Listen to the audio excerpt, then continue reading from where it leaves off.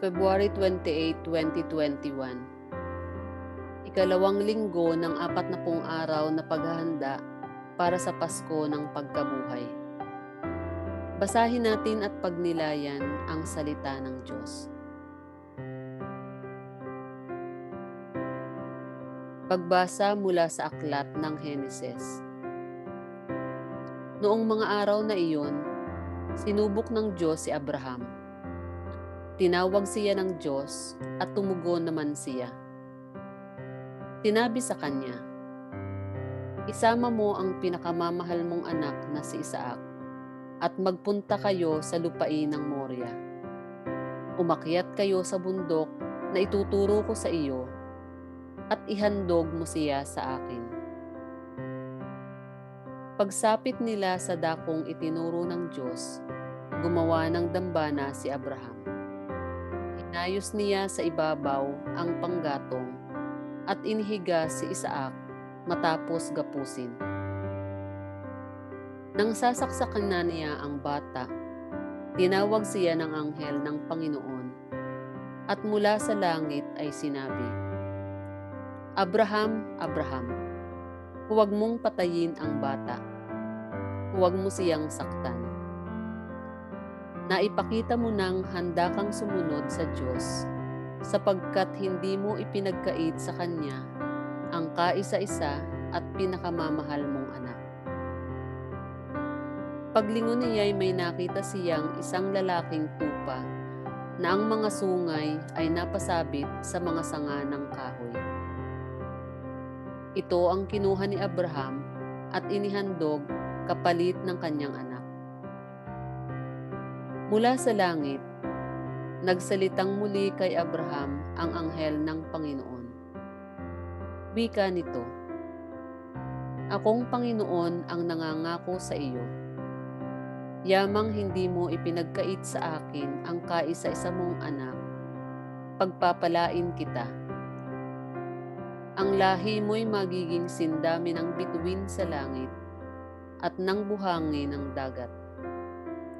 Lulupigin nila ang mga lungsod sa kanyang mga kaaway. Sa pamamagitan ng iyong lahi, pagpapalain ang lahat ng bansa sa daigdig, sapagkat ikaw ay tumalima sa akin." Ang salita ng Diyos. Salamat sa Diyos.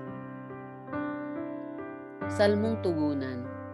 Sa piling ng poong mahal, ako'y laging namumuhay.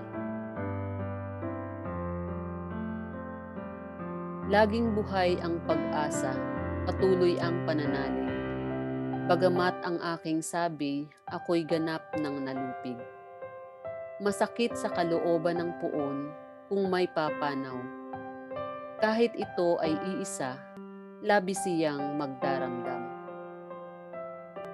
Sa piling ng poong mahal, ako'y laging namumuhay.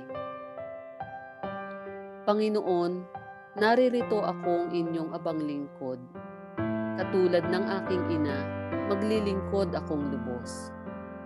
Yamang ako'y iniligtas, hinalinga at tinubos. Ako ngayoy maghahandog ng haing pasasalamat. Ang handog kong panalangin, sa iyo ko ilalagak. Sa piling ng poong mahal, ako'y laging namumuhay. Kapag nagsama-sama ang lahat ng iyong hirang, sa templo sa Jerusalem ay doon ko ibibigay ang anumang pangako kung sa iyo ay binitiwan. Sa piling ng poong mahal, ako'y laging namumuhay. Pagbasa mula sa unang sulat ni Apostol San Pablo sa mga taga-Roma. Mga kapatid, kung ang Diyos ay panig sa atin, sino ang laban sa atin? Hindi niya ipinagkait ang sarili niyang anak, kundi ibinigay para sa ating lahat. Kung naipagkaloob niya sa atin ang kanyang anak, hindi ba niya ipagkakaloob sa atin ang lahat ng bagay kasama ng kanyang anak? Sino ang maghaharap ng sakdal laban sa mga hinirang ng Diyos, gayong ang Diyos ang nagpapawalang sala sa kanya nila? Sino nga ang hahatol ng kaparusahan? Si Kristo Jesus bang nasa kanan ng Diyos? Siya pa nga ang namatay at muling binuhay at ngayoy namamagitan para sa atin. Ang salita ng Diyos. Salamat sa Diyos.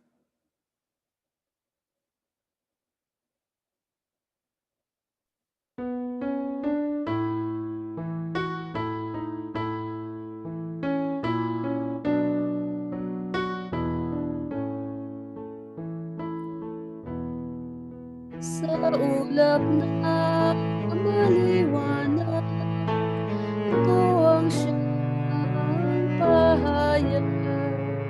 Ang Diyos Ama na nangusap. Ito ang mahal kong anak, lugod kong tingin ang lahat. Sa ulap na maliwanag, ito ang siyang pahayag. Ang Diyos Ama nangusap. Ito ang mahal kong anak, lugod kong tingin ang lahat.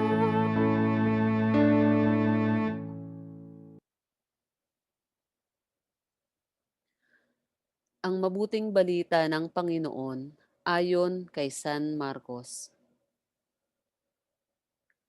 Noong panahong iyon, umakyat si Jesus sa isang mataas na bundok. Wala siyang isinama kundi sina Pedro, Santiago at Juan. Samantalang sila'y naroon, nakita nilang nagbagong anyo si Jesus. Nagningning ang kanyang kasuotan na naging puting-puti, ano pat walang sino mang makapagpapaputi ng gayon. At nakita ng tatlong alagad sina Moises at Elias na nakikipag-usap kay Jesus. Sinabi ni Pedro kay Jesus, "Guro, mabuti pa'y dumito na tayo. Gagawa po kami ng tatlong kubol, isa sa inyo, isa kay Moises, at isa kay Elias." Hindi nalalaman ni Pedro ang kanyang sinasabi, sapagkat masyado ang takot niya at ng kanyang mga kasama. At nililiman sila ng isang alapaap, at mula rito'y may tinig na nagsabi, "Ito ang minamahal kong anak." Pagdaka, tumingin ang mga alagad sa paligid nila at nakitang wala na silang kasama roon kundi si Jesus. Habang bumababa sila sa bundok, ay mahigpit na itinagubilin sa kanila ni Jesus, "Huwag ninyong sasabihin kanino man ang inyong nakita, hanggat hindi muling nabubuhay ang anak ng tao." Sinunod nila ang tagubiling ito, ngunit sila'y nagtanungan kung ano ang kahulugan ng sinabi niyang muling pagkabuhay. Ang mabuting balita ng Panginoon. Pinupuri ka namin, Panginoong Hesukristo.